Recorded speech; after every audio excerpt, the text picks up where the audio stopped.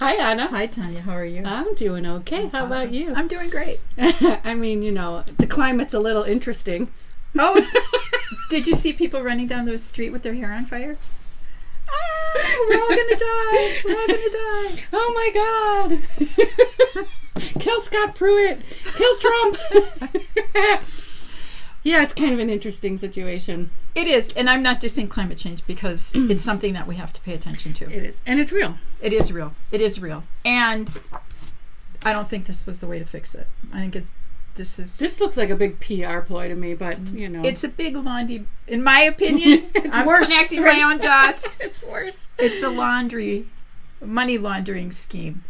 It's yet another way to transfer wealth out of the United States, out of our pockets, because this is, again, our tax dollars, and being laundered through the usual culprits. Banks, oil companies? Banks and oil companies. So let's take a look at it. Let's break it down. Corporations? Yeah, let's take a look at it. Let's take a look at it. So you go ahead. You start.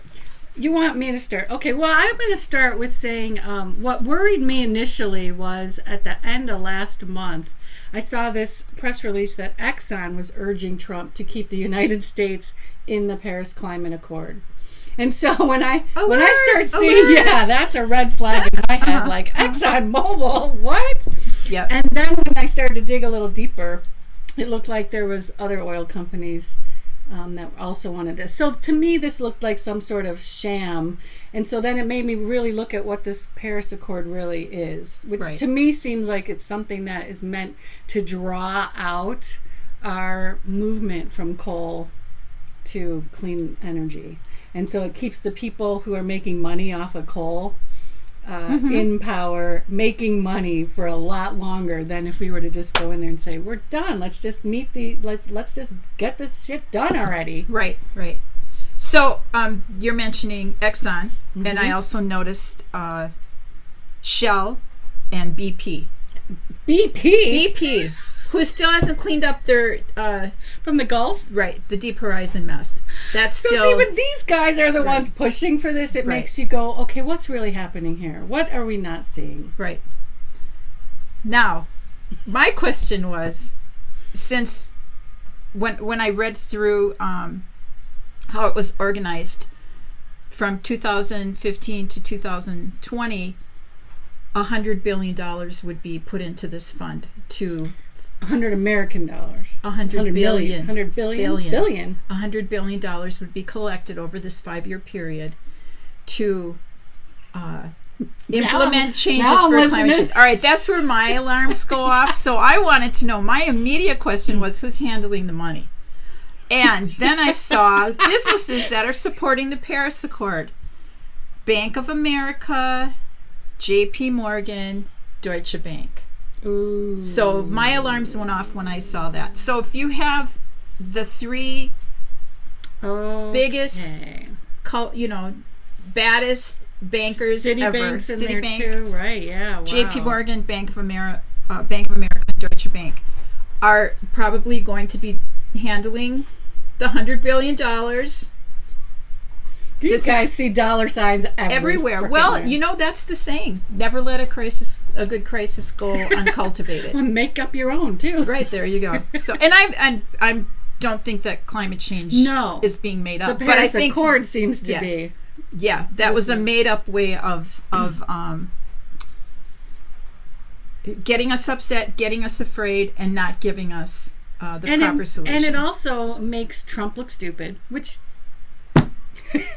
That's not hard to do. It's not brilliant. Right, it's not hard to do. But it does make him look really stupid, like that he's just against the climate change, because if people don't really go deeper, they're just going to think he's against, stopping the greenhouse emissions and, having these benchmarks to meet. Whereas really what he's looking to do is dismantle some of this, I think. I don't know if he's going to succeed, but. Right, I don't know if he sees the scam. It's hard not to. But even if he doesn't, because that could be true. I know. It could be that he doesn't see the scam either. His issue has been, and he's talked about that from the beginning, is how much money just gets siphoned out of here. Siphoned out of the United States. How we end up carrying the bulk of the financial responsibilities for things like climate the Paris Accord. NATO is another big issue of his that he's always talked about. Right. Other countries have to pay their fair share. So getting back to the players that are involved in the Paris Accord, then it wasn't from that point of looking at the $100 billion, America paying kind of the lion's share of it, the financial institutions that are involved, that probably the money will go through them somehow. Look at the tech companies, all the Right. biggest ones. Microsoft, Facebook, Google, Intel, Tesla. Tesla. Yeah, Whatever. I'm sure they want to be in on absolutely. the technology part of it, which would be awesome if it was sincere. If this was a sincere, I'm not sure it is. well, we're going to get to that point too, where we'll see the insincerity of it in the way that I connect the dots. And then consumers were Dow, Johnson & Johnson, Procter & Gamble. That's just a few. Unilever, It's yeah. not all. It's not a The big ones. comprehensive list. So we have the financial institutions, we have the oil industry, and we have the big consumer industries and tech in there that are supporting this. And there's $100 billion that have been pledged. And how would the money be reappropriated, and who would be in charge of doing that is very vague, isn't it? Yes. Yes. Right. And what countries are going to receive what? That's all very vague. It's so vague that the actual accord itself Is it Discord? Yeah, well, that's what I called it. I called it the Paris Discord. And we have to do something about climate change, but we already have that plan that was given to us. So we'll get to that at the end of this. But well, I'm not sure we want a plan that's actually mitigated works. By the energy companies, the coal mining companies, created the natural gas companies that have created the Holocaust to Correct. begin with. So why are they the ones dictating how this goes? Them and the banks. Exactly. Where's the solar companies and all these guys? Right. How come they're not major players at this table? And why? I mean, a simple thing should have been clean up your own mess before you get involved in this, like BP. I mean, even this here. Look, check this out. So this is Michael Bloomberg, right? And he even said the U.S. is better off. This is actually Exxon and Conoco. Better off with a seat at the table so it can influence global efforts to curb emissions that are largely produced by the fossil fuels they profit from. So even by their own accord, they want to mitigate this change in a way that they have control over it. Right. So it's for money and power purposes. That will keep them in charge of the resources, right. which are not necessarily the resources we all want to be utilized anymore. Right, and if we are helping poorer countries as what is defined in the Paris Accord, what are we doing? What will we be doing in their countries with that $100 billion? The NGOs that, if it goes from the banks to the NGOs to whatever corporations are going to be in there helping develop the resources. What does that mean? What are we going to be doing? Yeah. So are we just switching from coal mining to gas? Fracking? Yeah. In countries that can't fight back. I mean, those are all legitimate questions. I read through the Paris Accord. I didn't see anything about any of that. No details. So I'm. I know. Yeah. Already there's a red light over here and a red light over there. Oh yeah. Right. So let's look at the accord itself. So it's to stop the global warming rate. So 2 degrees Celsius is what was agreed upon. Right. Even though scientifically, most people know that it would have to go to 4 degrees to do anything to seriously curb because all the critics the have already emissions. said that 2% is too low. Yeah, it's too low. It's too low, and this is too long of a span. Right. We're implemented in 2015, reconvened in 2020. 2030 is the marker, the benchmark for being able to have control of carbon emissions. And that was one of Nicaragua's hesitancies, and that's why they didn't get involved. Is they said this is too slow, and it's what we're doing in our own country is far surpassing this whole thing. Right. This agreement. It's voluntary. And it's voluntary. So we're gonna pour $100 billion.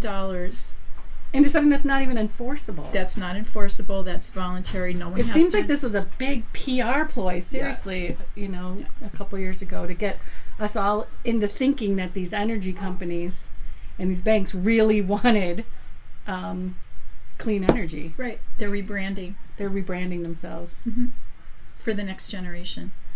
Not working. I mean, that's a possibility, but anyway. It's a possibility for sure. It's a possibility. There's no accountability. None. There's no defined punishment for breaking rules or anything like that. Okay. It asks richer countries to help out poorer countries, and this is why I think this is Trump's big deal. Right? This is where he has issues with it. Yeah, America, and he always has, so that's not anything new. No. So as part of the Paris Agreement, richer countries like the U.S. are supposed to send $100 billion a year in aid by 2020 to poorer countries. $100 billion a year, everyone. In aid. Can by you understand 2020. that? We can't get single payer. We don't know how we're going to fund, lunches in schools, and we're giving $100 billion to something that's not enforceable. Well, so we're going to help other countries build their infrastructure to get off of coal, or any oil, or carbon, whatever. Carbon emission. Right, anything that's not good for the environment. Right. But we don't know what they're replacing it with. We don't know what they're going to rebuild. It could be nuclear. That was one little piece I read. Right. Could which is another whole environmental disaster. It could be fracking. Yeah. Well, natural gas. That's what they're talking. Gas reserves. I mean, that's where a lot of these gas companies want to. They're trying to figure out how to stay in the game. So they're just buying themselves time and have this Accord pay for it. $100 billion. Well, have us pay for it. Well, that's us paying for it for the whole world, even though we are kind of the worst ones out there. But we're giving $100 million a year, $100 billion to other countries to meet these standards, but it's not enforceable. And the standards are set by the countries themselves, so they set the standards for themselves. It's not. So I guess if I were Trump and a businessman, I would say this was a bad deal too. For the United States. It's a bad, financially. It does seem like a bad deal because we're not going to get the product that we want out of it. If we really want to curb climate change, we're definitely not going to get the product we want out of it. Right? No. He's definitely seeing it probably more from a money perspective. Right. He doesn't see that it's a scam so much as that the money part of it, and probably I think he's probably a climate denier. Probably. Yeah. Otherwise, you wouldn't have put Pruitt in office. But so. There's got to be a better way to exactly. I don't agree with the Paris Accord either for different reasons than him, and then the solution was brought up in the 2016 election. Jill Stein had it. She was laughed at. Yeah, we were all laughed at. Yeah, but that was the new Green Deal. I love the Green Deal. Yep, implemented 100% renewable for our country by 2020. It's not impossible. 2020, people. Yeah. So this is another cluster. That was bullshit. And everyone running. This is this week's massive clusterfuck. Massive distraction. Yep. This week's massive distraction. Clusterfuck. We can say clusterfuck. Okay, I can say it too. Yeah. For what reasons? The bankers and the big oil are involved. There we go. Do we need any other reasons? Yeah, that should have set off every person on the planet. Should have set all your alarms off that this was not going to be something that was going to benefit any of us or any third world countries or anyone else except the elite 1% bankers, oil, petrodollar, perpetuity. Bam. Well, and that's bam. Love the sound effects from the dogs. So, well, I hope this has been helpful to y'all. Paris Discord, in our opinion. Green New Deal's the way to go. Yep. Thank you, Jill Stein. Thank you, Jill Stein. All right. Aloha, everyone. I'm Tanya. And I'm Anna. And we're the Paradise Patriots. Aloha.